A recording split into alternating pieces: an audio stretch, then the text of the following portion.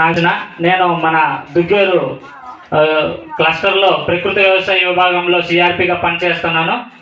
అయితే ప్రస్తుతం ఖరీఫ్ సీజన్ మొదలైంది కాబట్టి మరి మనకి అనేక రకాలుగా పంటలకు సంబంధించి తెగుళ్ళు కానీ పురుగులు కానీ ఆశించే అవకాశం ఉంది. కాబట్టి ముందుగా మనం వరి నారు వేసుకునే ముందు ఖచ్చితంగా బీజామృతంతో విత్తన శుద్ధి చేసుకోవాలి. ప్రతి ఒక్కరు కూడా మేము మా ప్రకృతి వ్యవసాయ సిబ్బంది మీకు అందుబాటులో ఉంటాం కాబట్టి మీరందరూ కూడా మా యొక్క సేవలను వినియోగించుకోవాలి.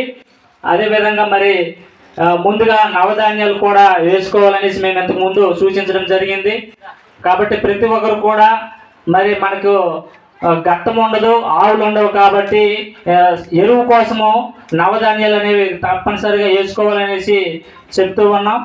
అదేవిధంగా మరి ముందుగా చెప్పాను బీజామృతంతో విత్తన శుద్ధి. ఎందుకంటే మనం సంవత్సర కాలంలో విత్తనాలను ఇంట్లో దాచుకుంటాం కాబట్టి ఇంట్లో దాచుకుంటాం కానీ విత్తనం దగ్గర ఎంతో కొంత తెగులు ఉంటుంది. అలాగే భూమిలో కూడా కొంచెం తెగులు ఉంటుంది కాబట్టి ఆ తెగుల నుంచి నివారించడానికి బీజామృతంతో మనం విత్తన శుద్ధి చేసుకోవాలి. ప్రకృతి వ్యవసాయ పద్ధతిలో ఖర్చు బాగా తగ్గించి మనం ఈ యొక్క వ్యవసాయాన్ని పండించుకోవాలి. మేలైన వ్యవసాయం పండించుకోవాలి, మంచి ఆహారం తీసుకోవాలి, మంచి పంటలు పండించాలి. ఎటువంటి రసాయన ఎరువులు పురుగు మందులు వాడకుండా మన ప్రకృతి వ్యవసాయ పద్ధతి సహజంగా మనం ఆల్రెడీగా మన గిరిజనులందరం కూడా ఈ రసాయన పురుగు మందులకి కొంచెం దూరంగా ఉంటాయి, ఇంకా దూరంగా పెట్టాలి. కొంచెం పురుగు మందుల ఎరువులు అనేవి బాగా తగ్గించి మన పెట్టుబడులు కొంచెం తగ్గించి మనం ఈ ప్రకృతి వ్యవసాయ పద్ధతులు పండించుకొని మనం ఆహారం తింటే మనం ఆరోగ్యం బాగుంటుంది, పిల్లల ఆరోగ్యం బాగుంటుంది, అలాగే భూమి ఆరోగ్యం కూడా బాగుంటుంది, వాతావరణం కూడా బాగుంటుంది అనేసి తెలియజేస్తూ ఈ అవకాశం ఇచ్చినటువంటి పెద్దలందరూ కూడా నమస్కారాలు తెలియజేస్తూ ముగిస్తున్నాను.